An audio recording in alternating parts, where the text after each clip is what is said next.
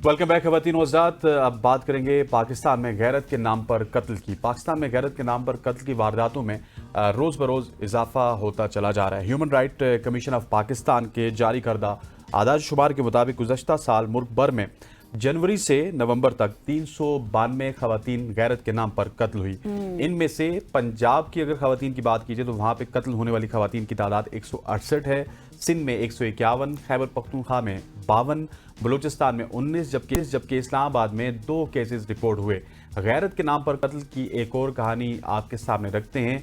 नूरपुर थल के नवाई गांव जहां पे गैरत के नाम पर एक मशहूर टिकटॉकर का कत्ल हुआ। एग्जैक्टली और मशहूर टिकटॉकर को मौत की भेंट चढ़ा दिया गया, जिनका नाम था इकरा शहजादी। 32 साला मशहूर टिकटॉकर थी ये, और अलमिया ये है कि इनको अपने ही कज़न के हाथों कत्ल हुई हैं ये। और इनका कज़न जो है वो ललकारते हुए घर पर मौजूद थी इकरा शहजादी, और वो ललकारते हुआ आया मोटरसाइकिल पर, उड़ा कर कहा कि हमारी इज्जत की धज्जियां उड़ाने वाली, आज मैं तुम्हें जिंदा नहीं छोड़ूंगा। और फिर दिन दिहाड़े उनको गोलियां मारकर मौत की नींद सुला दिया गया। लेकिन ये सिर्फ इकरा शहजादी पहली नहीं है, इससे पहले बहुत से केसेस हैं जो हमारे सामने रिपोर्ट होते हैं, और बहुत से ऐसे लातादाद केसेस हैं जो हमारे सामने तो आते ही नहीं हैं।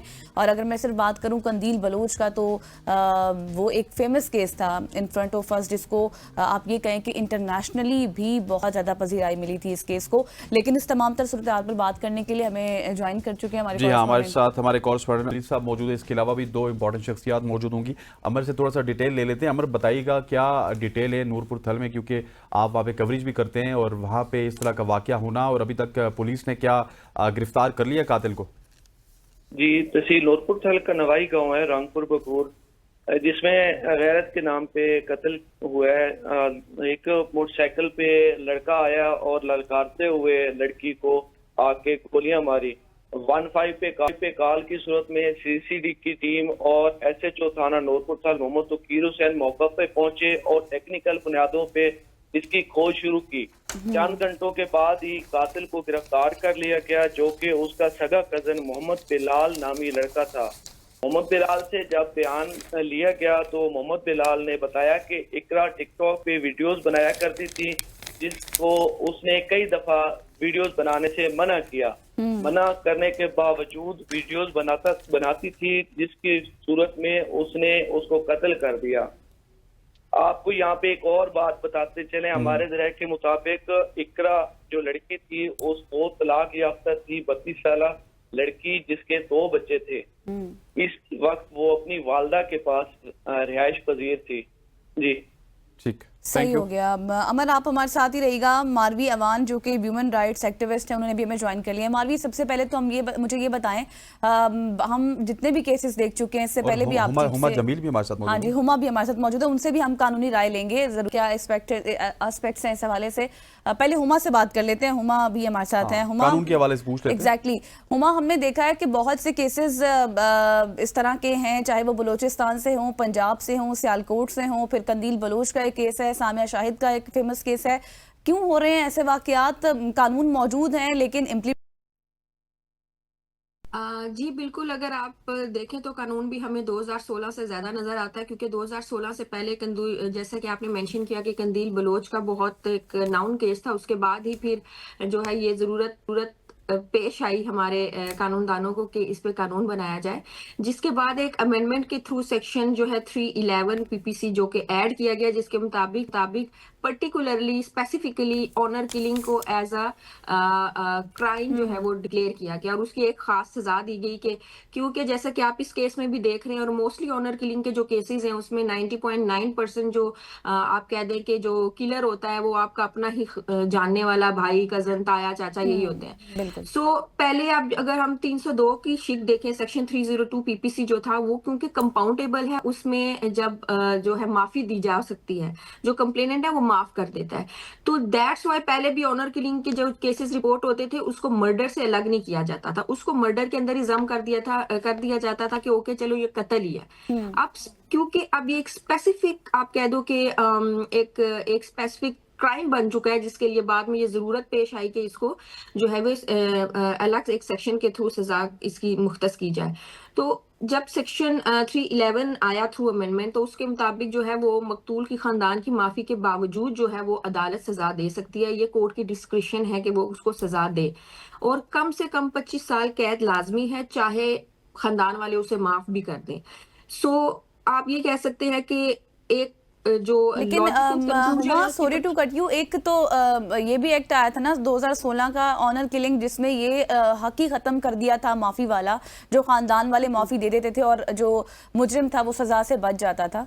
जी जी, मैं यही कह रही हूँ कि इसमें यही है कि अगर खानदान वाले माफ भी कर देते हैं ना, तो उसका कोई इम्पैक्ट नहीं होगा। ये कोर्ट के पास डिस्क्रिशन है कि वो माफ करे या ना करे। अच्छा, जी जी, अब वो जो था ना पहले कंपाउंडेबल इफेक्ट था, वो कंपाउंडेबल इफेक्ट सेक्शन 311 में नहीं है। तो अच्छा, अब सही। ये कोर्ट की डिस्क्रिशन है कि वो उसको सजा दे, और कम से कम सजा जो है 25 साल है अगर ऑनर किलिंग कम से कम सजा 25 साल है। अच्छा हुमा, हमारे साथ रहिएगा, हम आपकी तरफ भी आएंगे। हमें ज्वाइन किया है मारवी अवान ने। Marvi, thank you so much for joining us, human right activist हैं मारवी। जिस तरह मैं बता रहा था, जो सबसे ज़्यादा केसेस हैं वो पंजाब से रिपोर्ट हो रहे हैं। हालांकि पंजाब में पढ़े लिखे लोगों की तादाद बहुत ज़्यादा है, लिटरेसी रेट बहुत ज़्यादा है। पहले ये केसेस दूर दराज के इलाकों से होते थे, लेकिन अब पंजाब से इस तरह के केसेस का आना, इसकी क्या वजूहात हैं? अनफॉर्चुनेटली हमारे पास जो डेटा है वो हमें सही फिगर्स नहीं बता रहा है, बिकॉज जो केसेस हम तक पहुंचते हैं, जिनको हम लोग डील कर रहे होते हैं, जिसको हम हाईलाइट कर रहे होते हैं, उसमें बेशुमार ऐसे केसेस हैं जिसमें ऑनर किलिंग का अटैम्प्ट करने के बाद उस मौत को बहुत ही ज़्यादा नॉर्मल दिखाने की कोशिश की जाती है। या तो बॉडीज़ को गायब कर दिया जाता है या उनको दफना दिया जाता है। तो इस वक्त भी हम ये अंदाज़ा नहीं लगा सकते कि हमारे पास केसेस की असल तादाद कहाँ है और इधर से आ रही है। जब हम पंजाब की बात करते हैं, केपी की बात करते हैं, सिंध की बात करते हैं, तमाम जगहों से, चाहे वो रूरल हो या अर्बन हो, हमें केसेस रिसीव हो रहे हैं, हमारे सामने केसेस आ रहे हैं। इस वक्त हम ऑनर किलिंग को पाकिस्तान में ये नहीं कह सकते कि ये कोई क्लास स्पेसिफिक है या ये अर्बन या रूरल में से किसी जगह पर ज्यादा पाई जाती है, बिकॉज ऑनर किलिंग एक ऐसी सोच है जो कि लोगों को, हमारी सोसाइटी को इस इतने बड़े क्राइम को नॉर्मलाइज फील करवाती है। Even majority of the cases, along with the case which happened recently in Punjab, the accused is proudly saying that मैंने अपने खानदान का ऑनर बचाया या हमारे खानदान का ऑनर खराब हो रहा था तो मैंने उसकी प्रोटेक्शन के लिए ये कदम उठाया, जो कि निहायत ही गलत सोच है। और जब तक हम इस सोच को नहीं बदलेंगे तब तक प्रॉपर इम्प्लीमेंटेशन ऑफ लॉज नहीं होगी। कंदील बलोच का केस एक एग्जाम्पलरी केस है हमारे पास अब तक, और उस केस ने सबसे बड़ा चेंज यही लेकर आया कि ऑनर किलिंग करने के बाद ये कातिल बहुत आज़ादी से घूमते हैं सोसाइटी के अंदर, जो कि इनकरेज करती है इस सोच को, इस बिलीफ को, और ज़्यादा खवातीन उनकी जानें खतरे में आती हैं, चाहे टिकटॉक वजह हो, चाहे कोई दुपट्टा वजह हो, या चाहे कोई मिस्ड कॉल वजह हो, कत्ल होता है। वी कैन नॉट से कि ये ऑनर की वजह से और something like that. I think हमें भी इस चीज को इनकरेज करना चाहिए कि इनोसेंट जान का कत्ल हुआ है, वजह चाहे कोई भी हो, we should not attach honor with it, because honor is just something what is in the mind of people, what they are practicing, what increased by the patriotical mindsets or the practices। but honor को अब हम side पे रखें तो कत्ल है। आपने अगर एक जान को, मासूम जान को, बिल्कुल। 9 गोलियां, आप और मैं सोच के कांप जाएं कि इतनी बेदर्दी से कत्ल के उनके ऑनर को सुकून नहीं आता, इतनी अजियत देते हैं लोगों की बॉडीज को, खवातीन की, मासूम बच्चियों की। So this is something we need to change the mindset of people as well. हम अभी भी कोई काम नहीं कर रहे हैं माइंडसेट्स के ऊपर। चंद ऑर्गेनाइजेशंस हैं जो कम्युनिटीज में जाके बात करती हैं लोगों से, मगर हमें वो proper campaign from the government side on this this very very अच्छा मारवी, ये बात आपने बहुत ज़बरदस्त की है कि कैंपेन और अवेयरनेस की ज़रूरत है। हुमा से भी इस हवाले से पॉइंट ले लेते हैं। हुमा, जिस तरह से मारवी भी बात कर रही थी ना, अभी आप रिसेंट देखें कि यूएन की रिपोर्ट्स भी हमारे सामने मौजूद हैं जिसमें बाकायदा ये इंकशाफ किया गया था कि औरत अपने घर में ही महफूज नहीं है। और कत्ल बराए गैरत की बात करें तो ये ऐसा फेल है कि ख़वातीन के साथ ही होता है, क्योंकि अभी हम बात कर रहे थे शिकों के हवाले से भी जितने भी कानून बने हैं, लेकिन कोई इम्प्लीमेंटेशन उस तरह से नहीं होती, कातिल बच जाता है। आप क्या समझती हैं मजीद इस हवाले से किस तरह के कानून बनने चाहिए ताकि मुजरिम को सख्त से सख्त सजा मिले? जी बिल्कुल, सबसे पहले तो मैं मारवी साहब की बात को कंटिन्यू करूंगी कि देखिए समाजी रवैयों में हमारी तब्दीली और ख़वातीन को बाख्तियार बनाने की बहुत ज़रूरत है। ये एक ऐसी चीज़ है जो कि हमें घरों से शुरू करनी होगी। और जहाँ तक हम लॉ की बात करें तो ओब्वियसली लॉ को स्ट्रिक्टली इम्प्लीमेंटेशन और एग्जीक्यूशन की बहुत ज़रूरत है। लॉज तो हमारे पास बहुत होते हैं, बट उसको एग्जीक्यूट करना, और जैसा कि हम अभी भी इस स्पेशल अमेंडमेंट की बात कर रहे थे लॉ की, तो उसमें भी देखिए लूप होल्स हैं। जैसा कि हमने जो कातिल की सजा है वो हमने छोड़ दिया है कोर्ट की डिस्क्रिशन पे। ये कोर्ट की डिस्क्रिशन है, वो उसको सजा दे या ना दे, माफी के बाद की बात कर रही हूँ। और सेकेंडली अगर हम लूप होल देखें तो ये भी एक जैसे कि बात हो रही है कि डिफिकल्ट है प्रूव करना कि ये एक सिंपल मर्डर है या ये ऑनर किलिंग थी, क्योंकि अक्सर औकात जितने भी ऐसे केसेस हैं उसको ऑनर किलिंग के बजाय जब कोर्ट में एविडेंस स्टार्ट होती है तो उसको एक सिंपल मर्डर के तौर पे पेश किया जाता है, क्योंकि ऑनर किलिंग का कोई उस तरह से आप एविडेंस कलेक्ट नहीं कर पाते हो।